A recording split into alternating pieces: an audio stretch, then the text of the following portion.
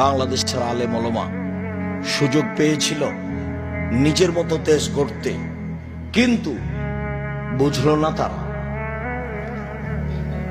নিজ নিজ স্বার্থে নেমে গেল।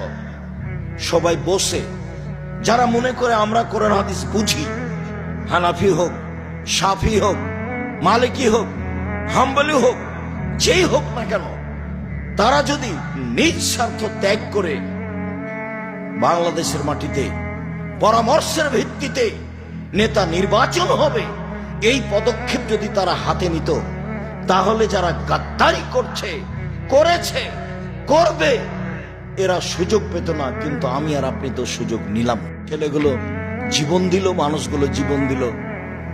পানি লাগবে, পানি লাগবে, পানি লাগবে।